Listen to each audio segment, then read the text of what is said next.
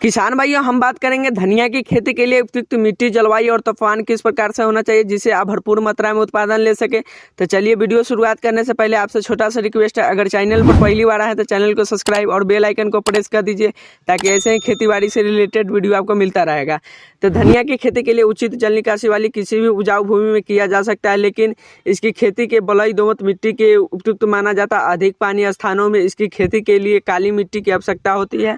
इसकी खेती में भूमि का पीएच मान 6 से 7.5 की मध्य होनी चाहिए और धनिया के पौधे शीतोष्ण जलवायु वाले होते हैं, इसलिए इसकी खेती के शुष्क और ठंड जलवायु में की जाती है।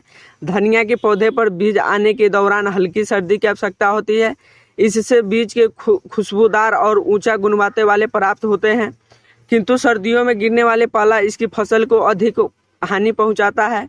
धनिया के पौधे में अधिकतम 20 डिग्री से तथा न्यूनतम 35 डिग्री के तापमान को ही सहन कर सकते हैं। किसान भाई, धनिया के जो उत्तरी किस्में हैं, उत्तम बीज वाली किस्में और पत्तीदार धनिया की किस्म और पत्ती और बीज दोनों मिश्रित किस्में हैं।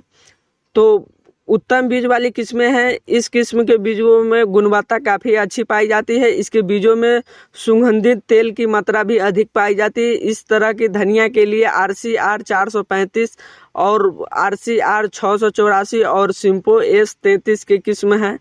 और पत्तीदार धनिया की किस्म की बात करें तो इस किस्म के पत्तियों को उगाने के लिए तैयार किया गया है। इसमें पौधे निकलने वाली पत्तियों का आकार काफ़ी बड़ा पाया जाता है। इसमें RC1 और गुजरात धनिया 2 और RCR 728 आदि किस्म हैं और पत्ती और बीज दोनों ही मिश्रित किस्में हैं। तो इस किस्म के बीजों और पत्तियों दोनों ही अच्छी गुणवत्ता वाली प्राप्त हो जाती है। इस किस्म के अधिक समय तैयार होती है और इसके पत्तियों में कटाई अरहम में की जाती है, जिसके बाद उन पौधे पर बीज आने के अरहम होते हैं। इसमें RCR 446 और पंत हनितमा पूसा चैन 360 और JD1 आदि किस्में हैं। तो किसान भाइयों, बात कर ले धनिया की खेती की तैयारी और उर्वरक खाद किस प्रकार से देना चाहिए।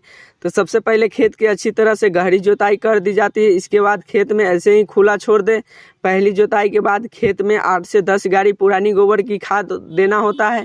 इसके बाद एक बार फिर से जुताई कर दी जाती है। इससे खेत की मिट्टी गोबर की खाद अच्छे से मिल जाती है।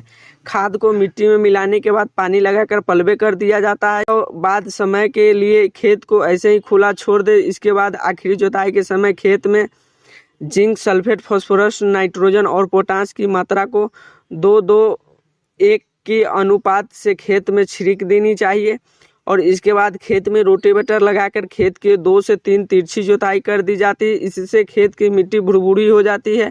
मिट्टी भुरभुरी हो जाने के बाद पट्टा लगाकर भूमि को समतल कर दे और इसके अलावा पहली सिंचाई के दौरान खेत में नाइट्रोजन की आधी मात्रा दी जाती है तथा पहली कटाई के बाद यूरिया का छिड़काव किया जाता है। और धनिया के बीजों को रोपाई का सही समय और तरीका। तो धनिया के बीजों की रोपाई के बीज रूप में की जाती है। अधिक नमी वाली भूमि में 1 हेक्टेयर खेत में धनिया के 15 से 20 केजी के बीजों की आवश्यकता होती है तथा कम नमी क्षेत्रों में 25 से 30 केजी के बीजों की आवश्यकता होती है। बीजों की रोपाई से पहले उन्हें कमेंडाजिम और थाइनेम की उचित मात्रा में मिलाकर बीज को उपचारित कर ले।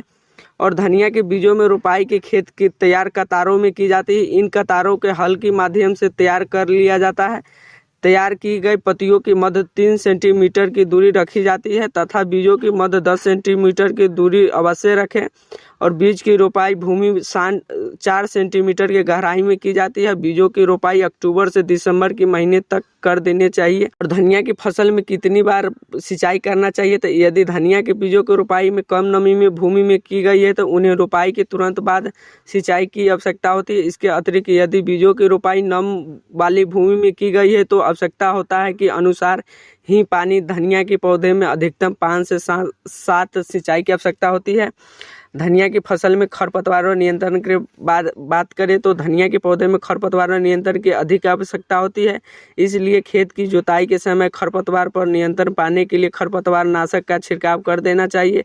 इसके अतिरिक्त यदि खेत में फसल के दौरान खरपतवार दिखाई देते हैं तो उन्हें हाथ से उखाड़ कर निराई गुड़ाई कर देनी चाहिए। और धनिया के पौधे में लगने वाले रोग चिप्पा रोग, भभूतिया रोग और एस्टोमोंगल रोग किसान भाई इस किस्म के रोगों पर पौधे के कीट के रूप में दिखाई देते हैं। चिपा रोग पौधे के फूल आने के दौरान आक्रमण करता है और इस किस्म के अक्सर हल्की गर्मी में देखने को मिलता है। तो किसान भाई मिलते हैं नेक्स्ट वीडियो में। जय जवान जय किसान।